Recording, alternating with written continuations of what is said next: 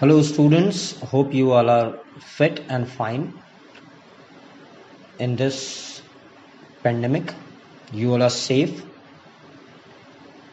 On behalf of Don Bosco School Basti, I welcome you all in our online class. And this online class is basically for class 9th, and the subject we are going to cover is English literature. And in this English literature, as you know that you have two books which you have to cover for this session.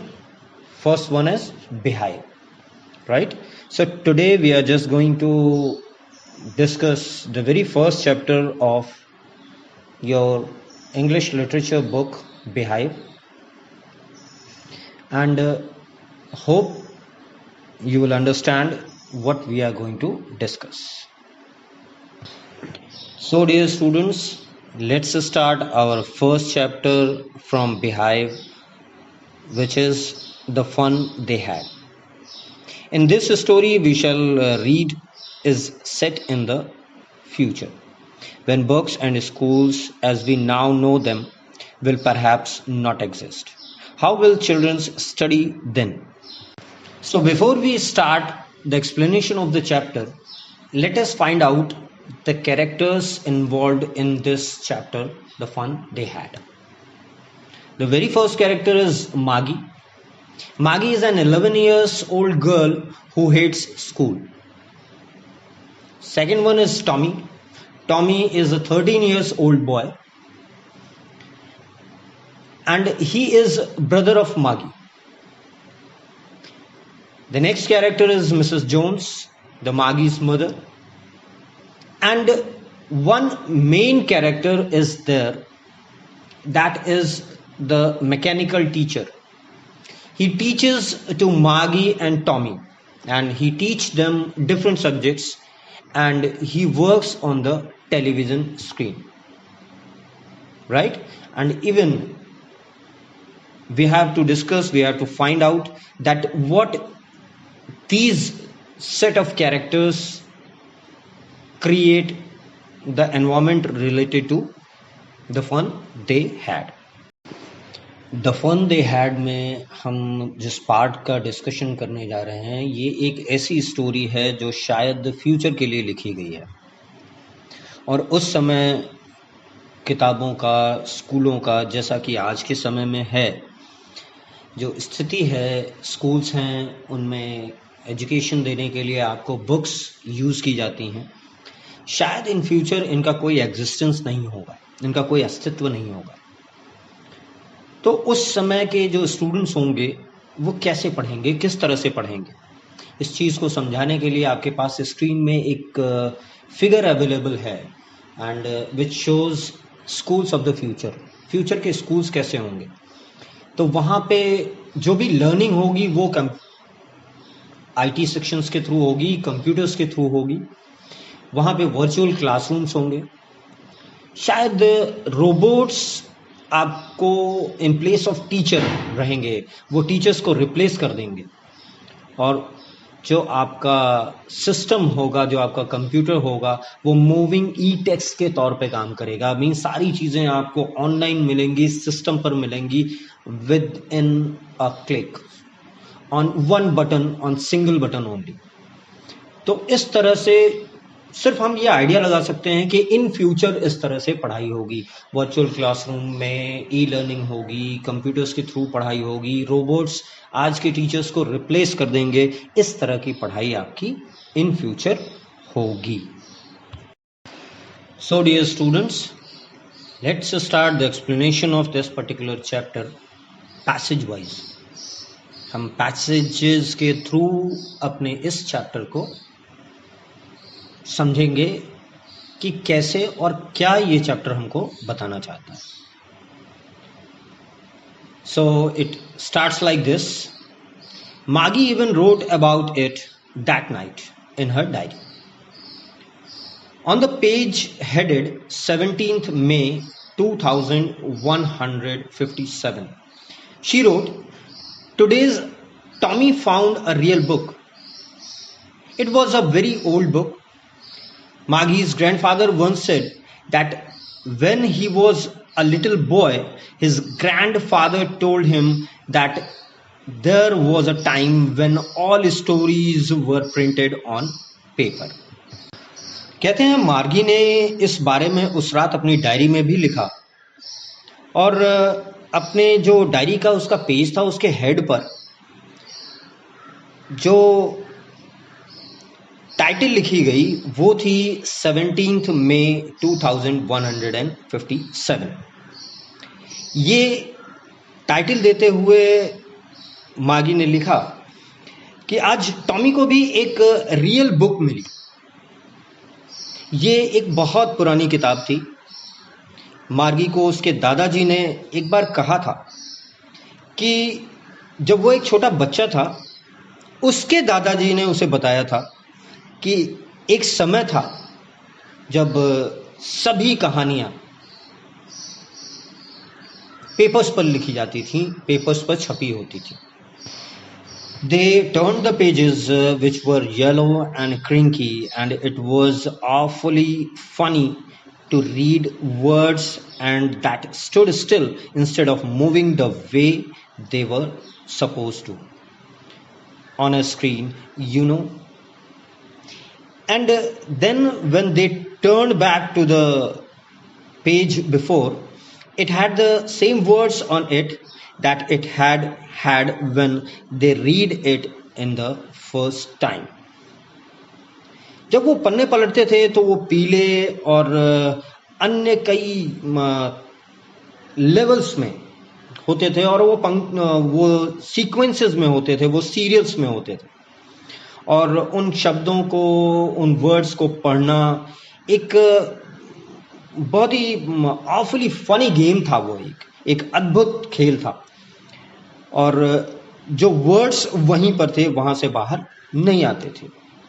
और इन सब के अलावा, इन सब के बावजूद, इन सब के बजाय कि वे इस तरह से चलें, हिलें कि वो एक पर्दे पर उसके हिलने की कल्पना की जाती थी, आप जानते हैं।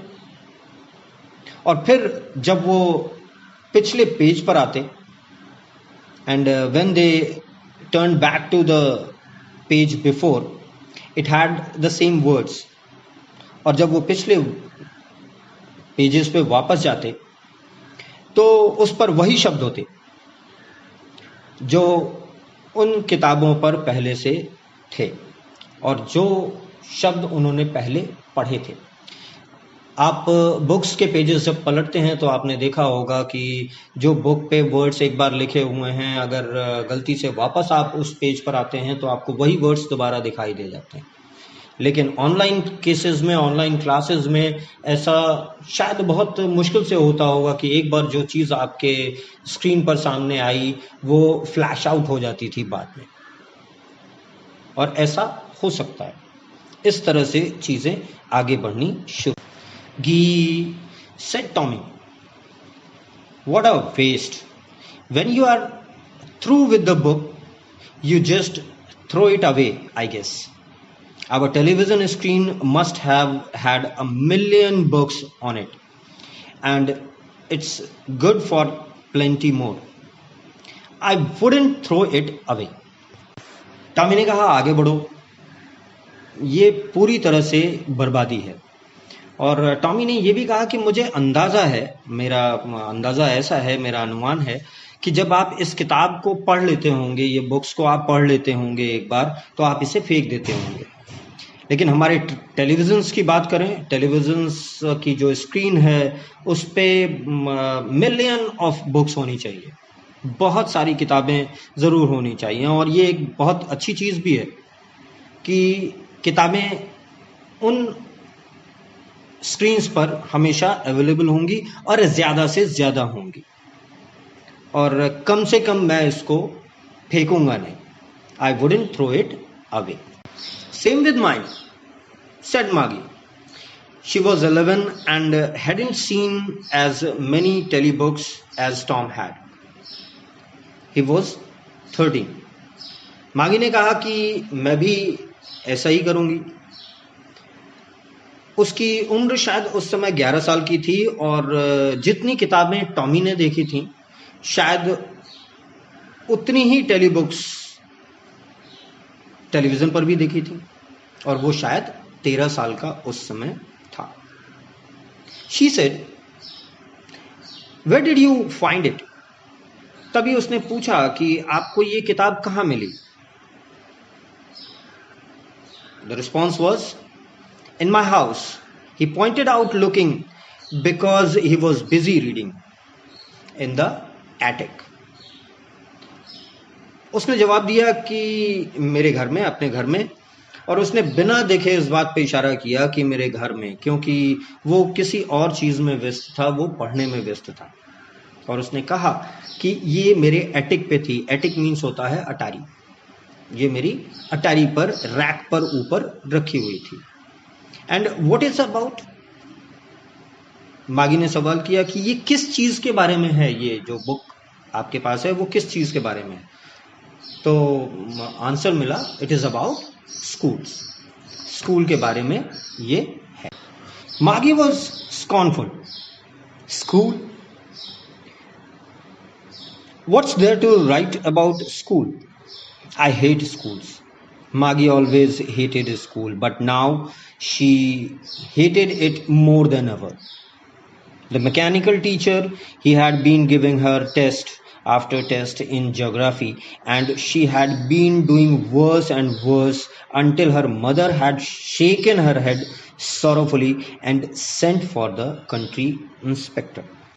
बताते हैं कि मार्गी जो थी वो हमेशा से स्कूल से डरी हुई रहती थी, उससे नफरत करती थी।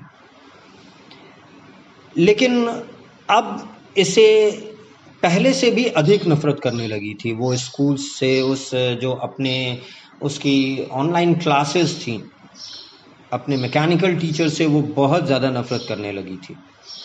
उनका जो mechanical teacher means the computer screen और the television screen, whatever was there at that time. उसको ज्योग्राफी पढ़ाई जाती थी और ज्योग्राफी में उसके टेस्ट के बाद टेस्ट हमेशा होते रहते थे और उसको बार बार टेस्ट देना पड़ता था और ये उसको बहुत बुरा लगता था और इस वजह से वो इस चीज़ से नफरत करती थी। और उसका ये सिस्टम तब तक चलता रहा जब तक कि एक दिन उसकी माँ ने उसके सिर को उसकी उदासी में हिला दिया और उन्होंने, जो कंट्री इंस्पेक्टर थे वहाँ पर, जो उन सभी टेक्निकल इक्विपमेंट्स को डील किया करते थे कि उनकी सिचुएशन कैसी होगी, वो कैसे पढ़ाएंगे, वो किस लेवल की एजुकेशन देंगे, इन सब चीज़ों का काम, इन सब चीज़ों को एनालिसिस करने का और उनको रेक्टिफाई करने का काम कंट्री इंस्पेक्टर का हुआ करता था। He was a round little man with a red face and a whole box of tools with dials and wires. कहते हैं कि वो एक गोल मटोल आदमी था, उसका चेहरा लाल था, उसके पास एक बॉक्स था जिसमें कुछ डायल्स थे और कुछ तारें थीं। He smiled at Maggie and gave her an apple, then took the teacher apart. वो मागी को देखकर मुस्कुराया और उसको एक सेब दिया। फिर उसने उसके टेक्निकल टीचर को अलग जगह ले गया।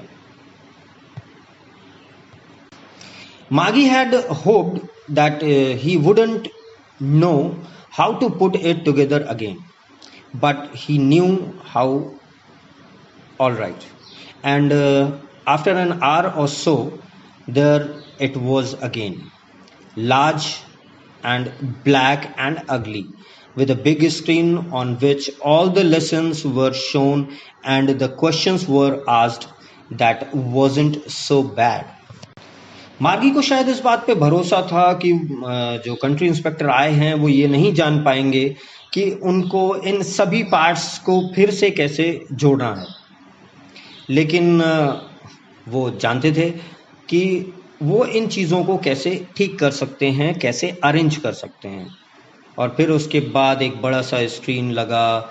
तकरीबन 1 घंटे के बाद या उसके आसपास शायद जो समय वहाँ पर लगा, उसके बाद वहाँ पर एक बड़ा सा काला सा भद्दा सा एक पर्दा वहाँ पर सामने आया और उसमें सभी लेसन्स फिर से दिखाए गए थे और जो क्वेश्चंस उसमें पूछे गए थे वो शायद इतने बुरे भी नहीं थे।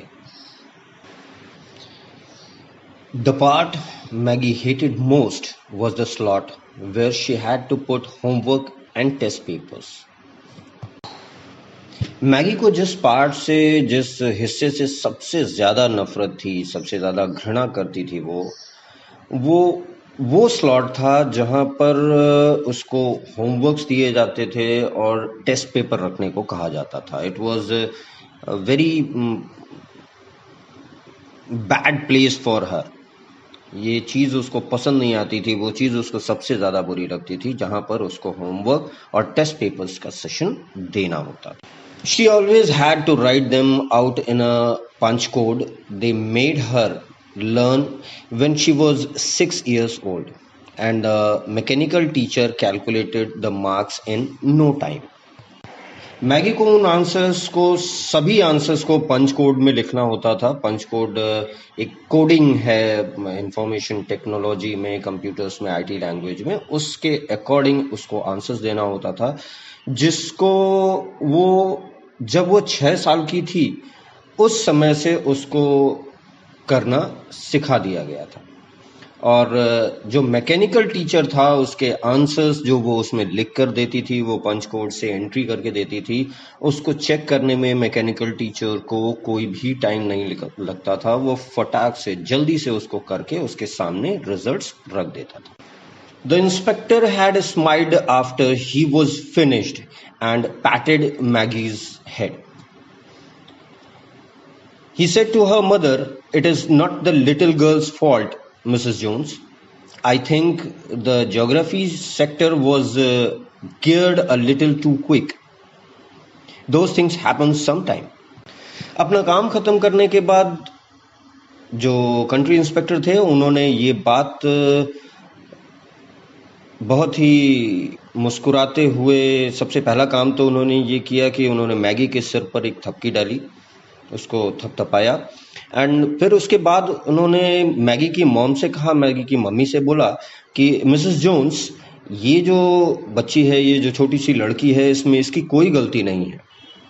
और जहाँ तक मैं जानता हूँ, मैं सोचता हूँ ज्योग्राफी का जो सेक्टर है वो थोड़ा सा ज़्यादा जल्दी हो गया, बहुत फास्ट हो गया इस छोटी सी बच्ची के लिए, और ऐसी चीज़ें कभी कभार हो जाती हैं। I have slowed it up to an average 10 years level. Actually, the overall pattern of her progress is quite satisfactory, and he patted Maggie's head again. Country inspector ने फिर से इस बात को मैगी की मॉम को बताया कि मैंने इससे तकरीबन 10 वर्ष की जो एवरेज बच्चों की एज होती है, उस एज तक मैंने उसके अकॉर्डिंग इसको धीरे धीरे से कर दिया है, इसको स्लो डाउन कर दिया है। और रियलिटी में अगर देखा जाए तो मैगी का जो वे ऑफ प्रोग्रेस है वो पूरी ही तरह से सेटिस्फैक्ट्री है, वो संतोषजनक है, उसमें आपको चिंता करने की कोई ज़रूरत नहीं है। और उसने दोबारा से मैगी के सिर को थपथपाया, पैटिंग करी उसके सर पर। Maggie was disappointed. She had been hoping they would take the teacher away altogether. They had once taken Tommy's teacher away for nearly a month because the history sector was blanked out completely. अब अपने system को बना हुआ, properly install देखकर मार्गी जो थी वो काफ़ी निराश हो गई, और वो इस बात की आशा कर रही थी कि ये जो टीचर है, उनके जो टेक्निकल टीचर, जो मैकेनिकल टीचर हैं, शायद जो हमारे कंट्री इंस्पेक्टर हैं वो इसको हमसे दूर ले जाएंगे, हमसे अलग कर देंगे। क्योंकि ऐसा केस एक बार उसने पहले भी अपने भाई टॉमी के साथ देखा था कि टॉमी के टीचर को, टॉमी के उस मैकेनिकल टीचर को एक बार ले जाया गया था तकरीबन, और उसको वापस आने में तकरीबन 1 महीने लग गए, क्योंकि हिस्ट्री का जो उसमें सेक्शन था, जो सेक्टर था, वो पूरी तरह से ब्लैंक हो गया था। So she said to Tommy, why would anyone write about a school? इसलिए उसने टॉमी से कहा कि कोई स्कूल्स के बारे में क्यों लिखेगा, क्यों लिखेगा। Tommy looked at her with very superior eyes, because it is not our kind of school, stupid. This is the old kind of school that they had hundreds and hundreds of years ago. He added loftily, pronouncing the word carefully, centuries ago. उस समय Tommy ने उसकी ओर बहुत ही सम्मानित दृष्टि से देखा और उन्होंने कहा, क्योंकि ये एक हमारे ही प्रकार का विद्यालय नहीं है स्टूपिड, जैसे हम पढ़ रहे हैं, जैसे हम पढ़ाई कर रहे हैं अपने मैकेनिकल टीचर के थ्रू, ये ऐसा स्कूल नहीं है। और इस तरह के स्कूल बहुत पुराने होते हैं, जो तकरीबन सैकड़ों वर्षों पहले उनके पास हुआ करते थे। उसने स्पेशली बिल्कुल स्पष्ट शब्दों में बहुत ही केयरफुली इस बात को प्रोनाउंस करते हुए कहा कि सदियों पहले, सेंचुरीज अगो, सदियों पहले इस तरह के स्कूल हुआ करते थे, बट अब उनकी जगह पर हमारे मैकेनिकल टीचर्स ने ले ली है। Maggie was hurt. Well, I don't know what kind of a school they had all that time ago. She read the book over his shoulder for a while, then said, anyway, they had a teacher. Schools के बारे में information लेने के बाद मागी को थोड़ा सा दुख हुआ, वो दुखी हुई और उसने उसके बाद कहा, ठीक है, मुझे मालूम नहीं था कि उसके पास उस समय से पहले किसी भी तरह का स्कूल था। और थोड़ी देर के लिए उसने किताबों को अपने कंधों के ऊपर से पढ़ा, मतलब उठाकर ऊपर रखने की कोशिश की और उस तरह से पढ़ने के लिए कहा, अपने कंधों को थोड़ा उचकाया, फिर उसके बाद कहा कि anyway they had a teacher. उन्होंने कहा कि चलो खैर कोई बात नहीं, उनका इसका मतलब हुआ कि उनका एक टीचर था, हमारे मैकेनिकल टीचर की तरह नहीं, लेकिन एक अलग से उनके पास टीचर अवेलेबल थे उनके सब्जेक्ट्स को, उनकी क्लासेस को लेने के लिए।